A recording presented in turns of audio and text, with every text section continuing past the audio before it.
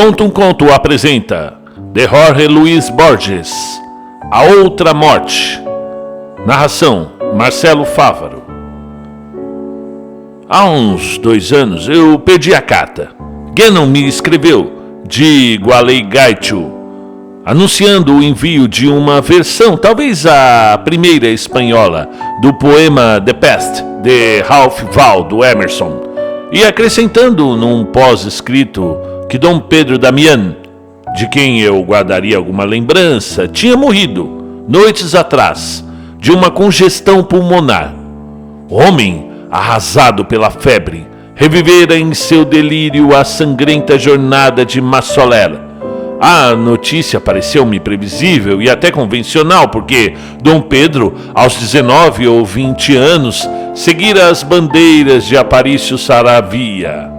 A Revolução de 1904 encontrou-o em uma estância do Rio Negro ou de Paissandu, onde trabalhava como peão. Pedro Damián era entrerriano de Gualeguay, mas foi para onde foram os amigos, tão corajoso e tão ignorante como eles. Combateu em algum entrevém e na batalha final, repatriado em 1905, retornou com humilde tenacidade às tarefas do campo.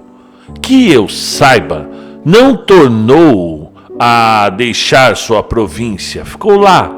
Os últimos 30 anos passou-os em um posto muito isolado, a 1 ou 2 léguas do Nancai. Naquele abandono, procurei conversar com ele uma tarde, por volta de 1942 já.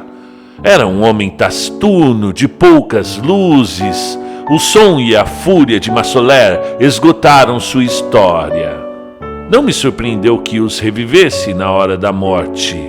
Soube que não veria mais Damián e quis recordá-lo. Tão pobre é minha memória visual que só recordei uma fotografia que Guénon lhe tirou. O fato nada tem de singular, se considerarmos que vi o homem em princípios de 1942, uma vez, e o retrato, muitíssimas. Guénon mandou-me essa fotografia. Eu a perdi e já nem procuro mais. Encontrá-la me daria medo. O segundo episódio ocorreu em Montevidéu, meses depois. A febre e a agonia do entrerriano sugeriram-me um conto fantástico sobre a derrota de Massoler. Emir Rodrigues Monegal, a quem contei o argumento, deu-me uma carta para o coronel Dionísio Tabares, que havia feito essa campanha. O coronel recebeu-me depois do jantar. De uma cadeira de balanço num pátio, lembrou-se com desordem e amor dos tempos passados. Falou de munições que não chegaram e de cavalhadas rendidas, de homens sonolentos e terrosos tecendo labirintos de marchas, de Saravia, que podia ter entrado em Montevidéu e se desviou porque o gaúcho teme a cidade, de homens degolados e até a base da nuca, de uma guerra civil que me pareceu menos o choque de 2 exércitos do que o sonho de um foragido. Falou de Ilhécas, de Tupambaé, de Massoler, fê-lo com períodos tão cabais e de modo tão vivido que compreendi ter ele muitas vezes já contado essas mesmas coisas e temi que, por trás de suas palavras, quase não restassem lembranças. Numa pausa, consegui intercalar o nome de Damián. Damián? Pedro Damián? Disse o coronel. Esse serviu comigo. Um tapetezinho que os rapazes chamavam de daimán.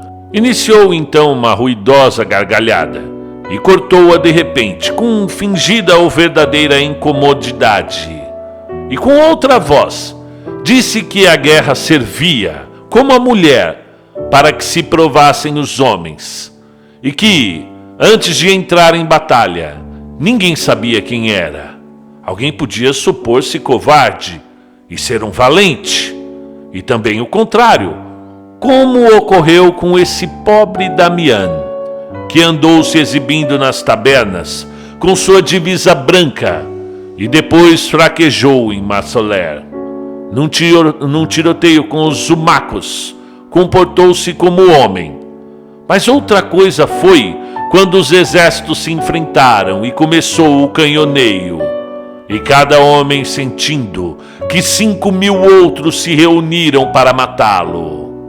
Pobre rapaz, passou a vida banhando ovelhas e, assim de repente, arrastou essa patriotada. Absurdamente, a versão de Tabares me envergonhou. Teria preferido que os fatos não ocorressem assim, com o velho Damian, entrevisto numa tarde há muitos anos. Eu criara, sem me propor isso, uma espécie de ídolo. A versão de Tabares o destruía.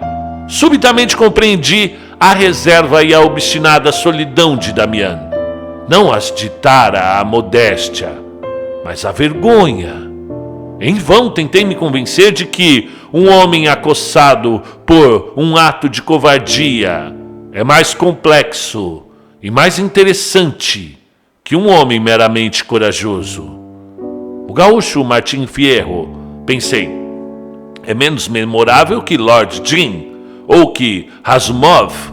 Sim, mas Damian, como gaúcho, tinha a obrigação de ser Martim Fierro, sobretudo diante de gaúchos orientais. No que Tabares disse e não disse, eu percebi o agreste sabor do que se chamava artiguismo.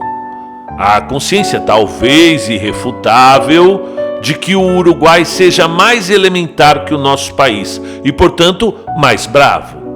Lembro-me de que, nessa noite, nos despedimos com exagerada efusão.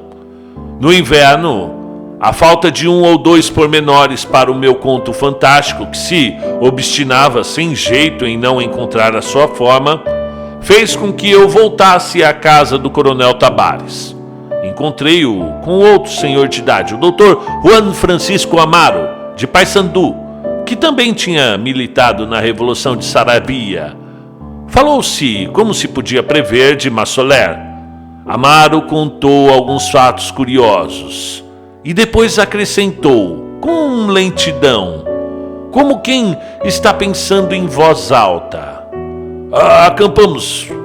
Acampamos à noite em Santa Irene, eu lembro-me, e juntaram-se a nós algumas pessoas, entre elas um veterinário francês que morreu na véspera da ação, e um moço tosqueador, o de Entre Rios, um tal de Pedro Damian. Interrompi-o com aspereza. Já sei, disse-lhe, o argentino que fraquejou diante das balas. Detive-me, e os dois me olharam perplexos. O senhor está enganado, disse por fim Amaro. Pedro Damian morreu como qualquer homem desejaria morrer. Deviam ser 4 da tarde. No alto da coxilha se fortalecera a infantaria colorada. Os nossos a atacaram à lança, e Damian ia na ponta gritando, e uma bala o acertou em cheio no peito. Firmou-se nos estribos, completou o grito e caiu por terra, e ficou entre as patas dos cavalos. Ele estava morto, e a última carga de Massoler lhe passou por cima. Tão valente, e nem tinha completado 20 anos. Sem dúvida falava de outro Damian, mas algo me fez perguntar: O que gritara o rapaz? Palavrões, disse o coronel. É o que se grita nos combates. Pode ser, disse Amaro, mas também gritou: Viva a Urquiza! Viva a Urquiza! Ficamos calados, e por fim o coronel murmurou: Como se não lutasse em Massoler, mas em Cagancha ou Índia Muerta há um século. Acrescentou com sincera perplexidade: Eu comandei essas tropas e juraria que é a primeira vez que ouço falar de um Damian. Não conseguimos que se lembrasse dele. Em Buenos Aires, o espanto que me causou seu esquecimento se repetiu diante dos 11 deleitáveis volumes das obras de Emerson, no porão da livraria inglesa de Mitchell. Encontrei numa tarde Patrício Guénon. Perguntei-lhe por sua tradução do The Pest. Disse que não pensava em traduzi-lo e que a literatura espanhola era tão tediosa que tornava Emerson necessário. Lembrei-lhe que me havia prometido essa versão da mesma carta em que me escreveu sobre a morte de Damián. Perguntou quem era Damián. Disse-o inutilmente. Com um princípio de terror, observei que me escutava com estranheza e procurei amparo numa discussão literária sobre os detratores de Emerson, o poeta mais complexo, mais hábil e sem dúvida mais singular do que o desditoso Poe. Alguns fatos mais devo registrar. Em abril recebi a carta do coronel Dionísio Tabares. Já não estava tão esquecido e agora se lembrava muito bem do pequeno entrerriano que esteve na ponta do ataque de Massoler e que seus homens enterraram naquela noite ao pé da coxilha. Em julho, passei por Gualeguaychú e não encontrei o rancho de Damián, de quem já ninguém se lembrava. Quis interrogar o posteiro, Diego Abaroa, que o vi morrer, mas esse tinha falecido antes do inverno. Quis trazer à memória os traços de Damián. Meses depois, folheando alguns álbuns, comprovei que o rosto sombrio que eu conseguira evocar era do célebre tenor Tamberlik no papel de Otelo. Passo agora às conjecturas. A mais fácil, mas também a menos satisfatória, requer 2 Damianes. O covarde, que morreu em Entre Rios por volta de 1946, e o valente, que morreu em Massoler em 1904. Seu defeito reside em não explicar o realmente enigmático, os curiosos vai-vens da memória do coronel Tabares, o não esquecimento que anula em tão pouco tempo a imagem e até o nome do que voltou. Eu não aceito, não quero aceitar uma conjectura mais simples, a de eu ter sonhado o primeiro. Mais curiosa é a conjectura sobrenatural que Ulrich von Krullmann imaginou. Pedro Damián, dizia Ulrich, pereceu na batalha. E na hora da morte suplicou a Deus que o fizesse voltar a Entre Rios. Deus vacilou um segundo antes de outorgar essa graça. E quem a pedira já estava morto. E alguns homens viram-no cair. Deus, que não pode mudar o passado, mas sim as imagens do passado, trocou a imagem da morte pela de um desfalecimento. E a sombra do entrerriano voltou à sua terra. Voltou, mas devemos recordar sua condição de sombra. Viveu na solidão, sem uma mulher, sem amigos. Amou e possuiu tudo, mas de longe, como do outro lado de um vidro. Morreu. E sua tênue imagem se perdeu como a água da água. Essa conjectura é errônea, mas me haveria de sugerir a verdadeira, a que hoje creio verdadeira, prestem atenção, que, ao mesmo tempo, é mais simples e mais inaudita. De modo quase mágico, descobria no Tratado de Omnipotentia, de Pier Damiani, a cujo estudo me levaram 2 versos do canto 21 do Paradis, que propõe justamente um problema de identidade. No 5º capítulo daquele tratado, Pier Damiani sustenta contra Aristóteles e contra Fredegário de Tours que Deus pode fazer com que não tenha sido o que alguma vez foi. Li essas velhas discussões teológicas e comecei a compreender a trágica história de Dom Pedro Damián. Adivinho-a assim: Damián portou-se como covarde no tempo de Massoler e dedicou a vida a corrigir essa vergonhosa fraqueza. E voltou a Entre Rios não levantou a mão contra nenhum homem, não marcou ninguém, não procurou fama de valente, mas nos campos de Nankai fez-se duro, lidando com um monte e o gado chucro. Seguramente sem o saber, foi preparando o milagre, porque ele voltou. Pensou no fundo de si mesmo: se o destino me traz outra batalha, saberei merecê-la. E durante 40 anos esperou-a com obscura esperança. E o destino por fim a trouxe na hora da morte. Trouxe-a de forma de delírio, já os gregos sabiam que somos as sombras de um sonho, e na agonia reviveu a batalha, e conduziu-se como um homem, e encabeçou o ataque final, e uma bala acertou-o em pleno no peito. Assim, em 1946, por obra de uma longa paixão, Pedro Damião morreu na derrota de Massoler, que ocorreu entre o inverno e a primavera de 1904.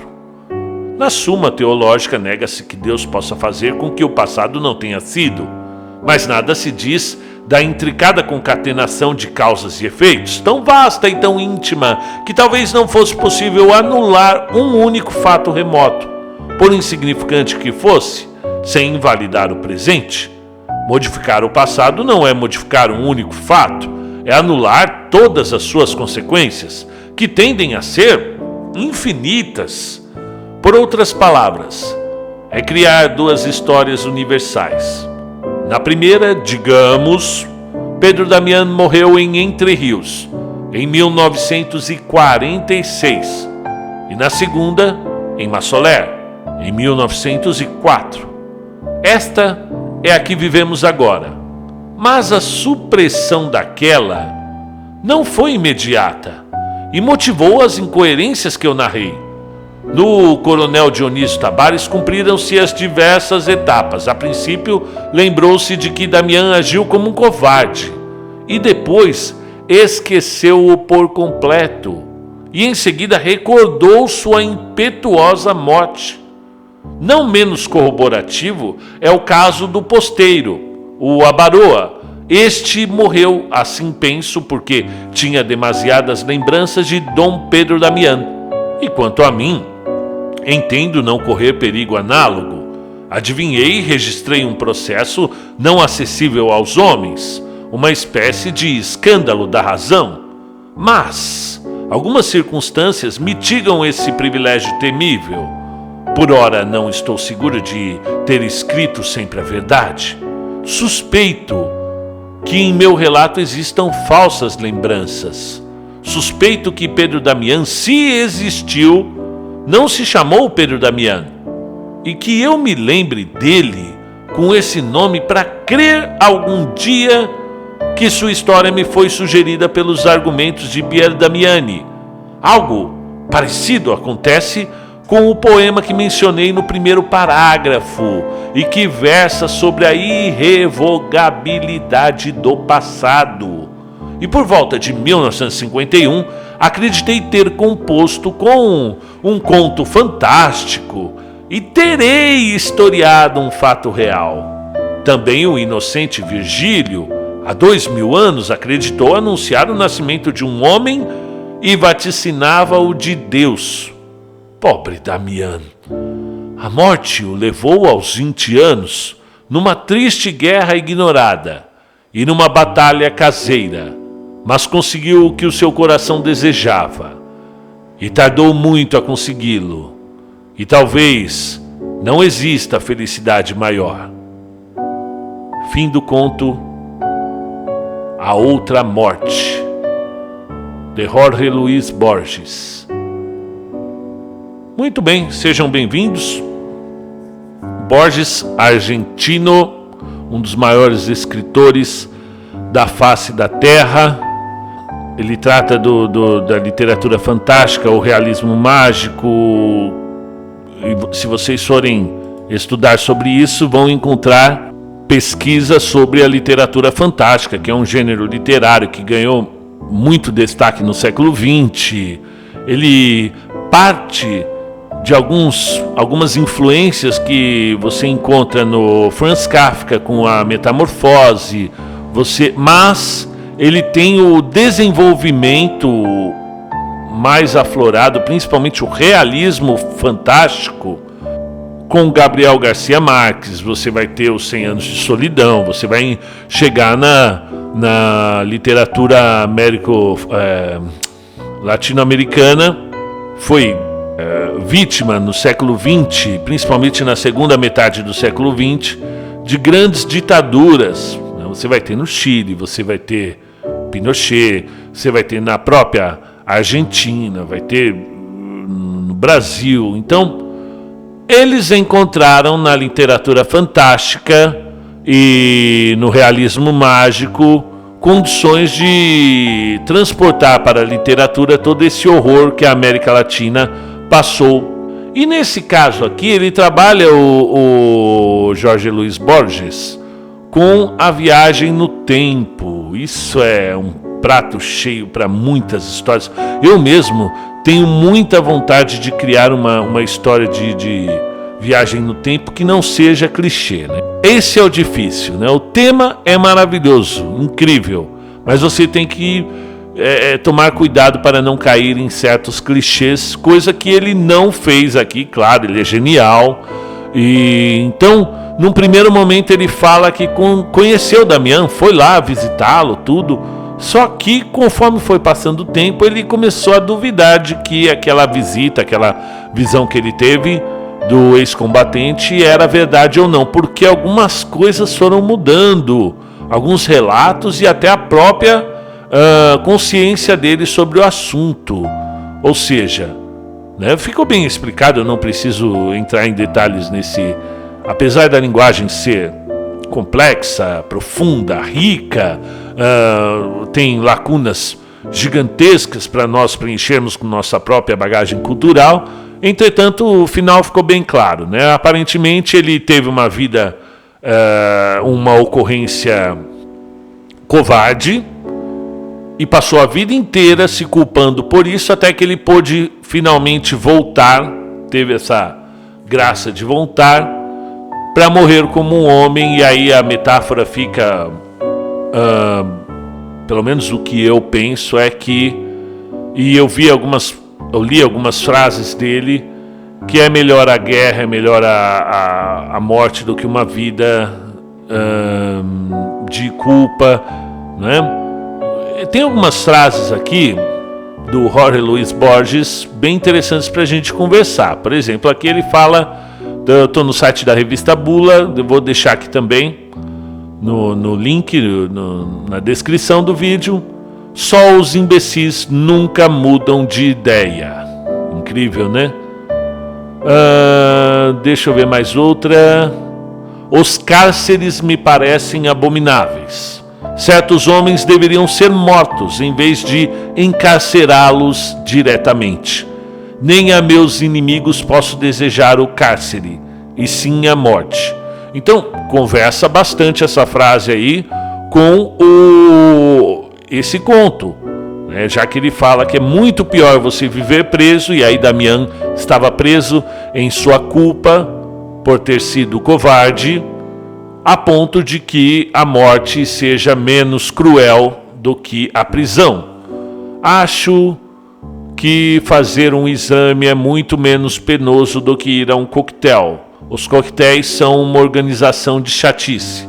Demonstra a sua insatisfação com eventos. Ele era um escritor daqueles que a gente já conhece o tipo, não muito afeitos a holofotes. A guerra é horrível. Conversa também com o conto, hein? A guerra é horrível, mas a vida também o é. Talvez seja melhor morrer em um campo de batalha. Conversa diretamente com esse conto, A Outra Morte. Ele trabalha muito com paradoxos, né?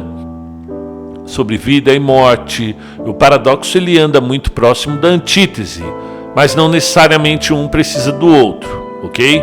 A vida não é outra coisa senão a morte que anda brilhando. Paradoxo.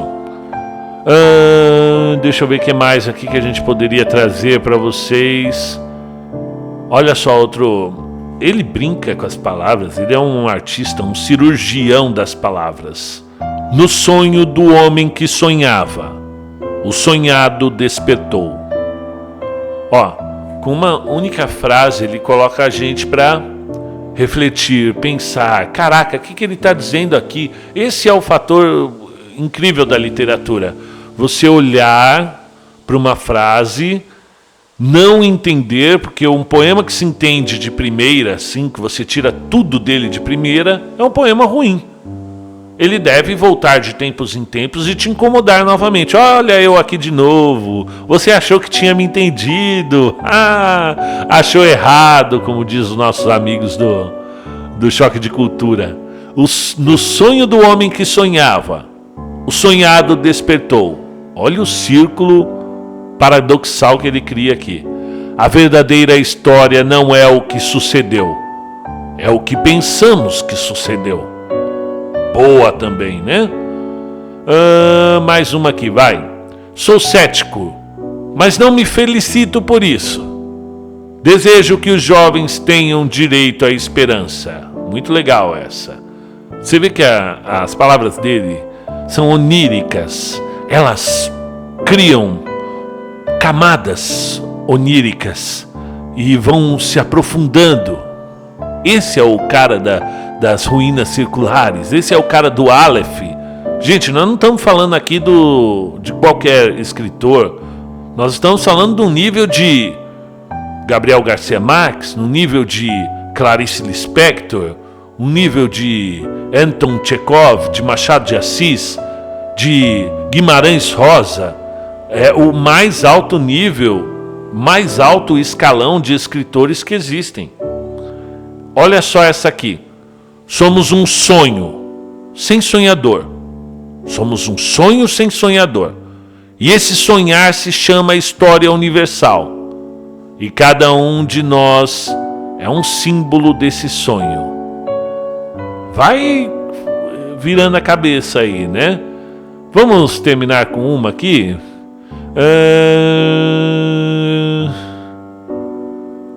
Deixa eu ver. Aqui, legal. Todo gênio, essa é frase minha, né?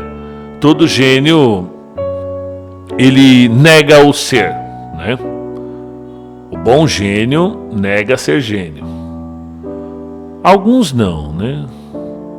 Alguns sabem que são gênios, mas evitam falar, porque senão fica pedante. Olha o que ele diz. A tentação mais grosseira de um artista é a de ser um gênio. Bonito, né? Legal. Então é isso, pessoal. Um amigo aqui pediu hoje, se eu não me engano, eu estava lendo o Rei de Amarelo, parei ontem à noite, estava cansado para reler, para pegar de onde eu parei ontem à noite, hoje de manhã, já que eu estou com um dia livre, acordei e li esse comentário aqui do leitor oculto. Mano velho, eu sei que você tem seus critérios no tocante de seleção de contos, que eu vou te responder, leitor. Esses critérios são bem aleatórios, viu? Cada dia é uma cabeça diferente, uma sentença diferente. Você compartilha conosco, mesmo assim te peço considere no seu projeto, no momento oportuno, que é hoje, agora, a narrativa do conto A Outra Morte de Jorge Luiz Borges. Então tá aí. Obrigado por ter pedido esse conto, por ter sugerido. Realmente é um conto muito rico. E vamos continuar, pessoal. Se tiver algum... É claro que não é uma jukebox que você bate a mão no balcão e fala, me dá uma cerveja. Não, tudo tem um jeito, né? Vamos conversando, vamos fazendo amizade, mas podem pedir os contos que vocês quiserem, que na medida do possível eu vou ler com o maior prazer. E você que é escritor, seja um escritor de 15, 14 anos, 16 anos, 17 anos e 70, 75 anos, 80 anos, quer ter o seu conto narrado aqui. Não há nenhum tipo de cobrança, vocês sabem que não há pretensão financeira com esse projeto, é apenas a expansão da mente mesmo e da leitura. Então mande pelo e-mail que eu deixo aqui nos comentários, fale um pouco sobre você, sua vida, qual foi o start que te fez escrever, como você conheceu o canal, de onde você é, quantos anos você tem. Isso tudo é muito importante. Isso constrói todo um contexto que vai me ajudar na hora de gravar o conto, ok? Então um grande abraço a todos e sejamos todos felizes. Até mais.